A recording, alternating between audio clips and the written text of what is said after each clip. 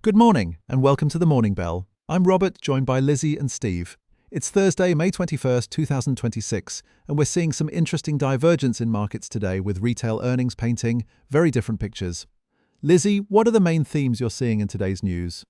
Thanks, Robert. Well, the retail sector is giving us a masterclass in divergence right now. We've got Walmart issuing a worse than expected outlook, warning about slowing sales growth and a potential profit miss, specifically citing high gas prices hitting their shoppers hard. This is a stark contrast to what we heard from Target, which reported some unexpected shifts in customer behaviour, but nothing quite as dire. What's particularly concerning is that Walmart serves a broader, more price-sensitive demographic. So when they're flagging consumer pressure, that's a real signal about the health of the average American household. Meanwhile, we had Nvidia's earnings last night, and here's what's interesting. They announced an absolutely massive $80 billion stock buyback program with a larger dividend, but the market response has been muted at best. Stock futures actually fell this morning, which tells you that maybe expectations were just too elevated going into the print. Add to that Nvidia's admission that they've largely conceded China's AI chip market to Huawei, and you've got a growth story that's hitting some geographic limitations. That's a significant admission from Nvidia about China. What does this mean for traders and investors right now?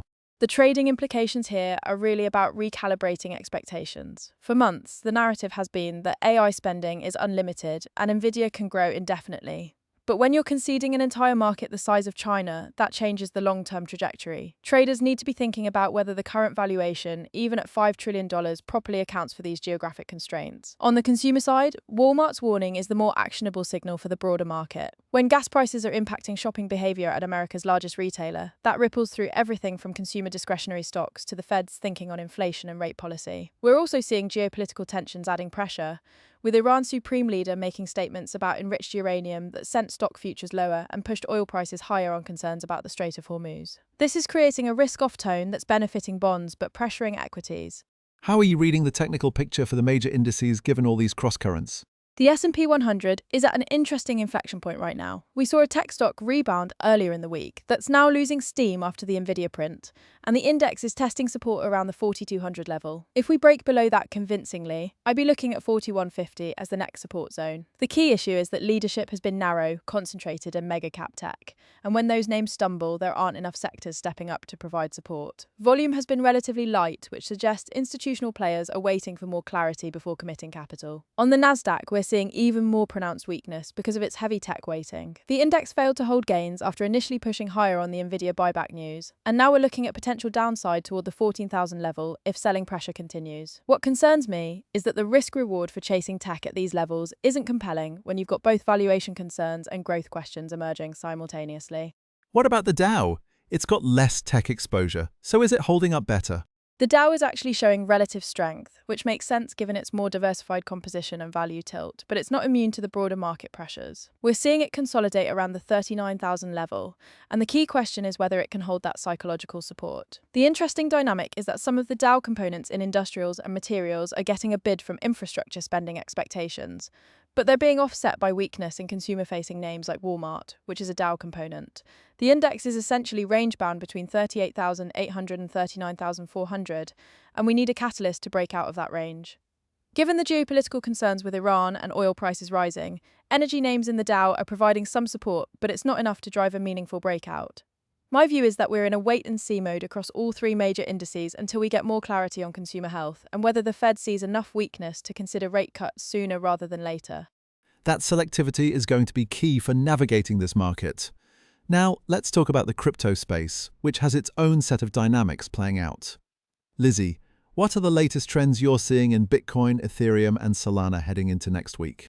The crypto market is showing some fascinating divergence right now. Robert Bitcoin is displaying what I'd call cautiously bullish sentiment despite some concerning undercurrents. We saw BTC rally through $77,000 even as spot ETF outflows topped $2 billion, which shows there's underlying strength from other sources. The big revelation this week was SpaceX's IPO filing, showing they held 18,712 Bitcoin valued at $1.29 billion at the end of Q1, which was significantly larger than the market expected. That's institutional validation at the highest level, especially coming from Elon Musk's portfolio. We've also got $6 billion in Bitcoin options expiring on May 29th, and there's heavy concentration in $82,000 calls, which could create significant volatility as we approach that date. The technical picture shows traders eyeing the 200-day moving average after a recent rejection at higher levels, so that's a key support zone to watch. On the bullish side, South Carolina's governor just signed pro-Bitcoin mining legislation while banning CBDCs, which adds to the regulatory clarity theme. However, there are real concerns here too. Glassnode is warning that 1.92 million Bitcoin, nearly 10% of the total supply, is structurally unsafe from quantum computing threats. That's not an immediate risk, but it's something long-term holders need to consider. Some price models are targeting $255,000 by year-end, which sounds aggressive but isn't completely out of the realm of possibility. If institutional adoption continues and we get positive regulatory developments, for next week specifically, I'd say Bitcoin is neutral to bullish, with that 82,000 level being critical resistance.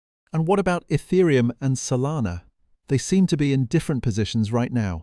Ethereum is facing some serious headwinds, and the sentiment there is decidedly bearish. Traders are warning of a potentially nasty drop if the $2,000 support level breaks. And technically, we've already seen the ascending channel break with targets down around $1,800. What's concerning beyond the technicals is that we're seeing high-profile departures from the Ethereum Foundation, which is sparking governance debates and creating uncertainty about leadership and direction. There was also a South Korean funeral company that revealed a $33 million loss on leveraged Ether ETF positions, which shows some institutional players got caught badly offside. Smaller Layer 2 solutions are losing traction, with Syndicate Labs exiting, which raises questions about the health of the broader Ethereum ecosystem. That $2,000 level is absolutely critical.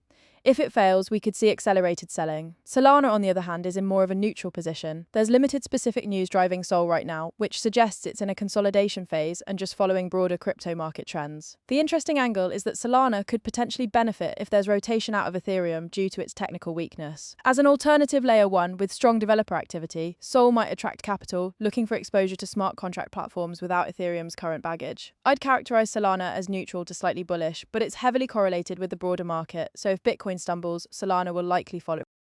What's your read on institutional versus retail positioning in Bitcoin right now? That's where things get really interesting. The institutional side is showing continued strength, despite those ETF outflows we mentioned. The SpaceX revelation is huge because it shows sophisticated, long-term holders are maintaining significant positions. Tether also just bought SoftBank's stake in 21 Capital, which is another institutional vote of confidence. These aren't traders flipping positions, these are balance sheet allocations that signal conviction in Bitcoin as a long-term store of value or strategic asset. However, we're also seeing some concerning signs. A key Bitcoin price metric that bulls typically watch has fallen to 6-week lows, and there are signs that momentum is fading even as price holds up relatively well. On the retail side, it's more mixed. We saw Bitcoin miners tied to AI rallying after Nvidia's earnings beat, which shows retail is still chasing thematic plays and looking for leverage to Bitcoin's price movements. The options activity with those $82,000 calls expiring May 29th suggests there's speculative positioning for a near-term breakout. But overall, I'd say institutions are playing the long game with strategic accumulation, while retail is more tactical and momentum-driven. The quantum threat warnings from Glassnode might not register with retail yet, but institutional risk managers are definitely taking note. For next week, watch how those ETF flows trend. If they reverse from outflows to inflows, that could be the catalyst Bitcoin needs to test that 82,000 resistance level ahead of options expiry. Thanks, Lizzie and Steve, for those insights. As we wrap up today, remember that markets are navigating multiple crosscurrents from retail earnings divergence to crypto volatility and geopolitical tensions. The key is staying disciplined and focusing on risk management in this environment. Remember, do your own research and consult with financial advisors before making investment decisions. If you found today's discussion valuable, please subscribe to The Morning Bell wherever you get your podcasts. We're here every morning to help you make sense of the markets. I'm Robert, thanks for listening, and we'll see you tomorrow.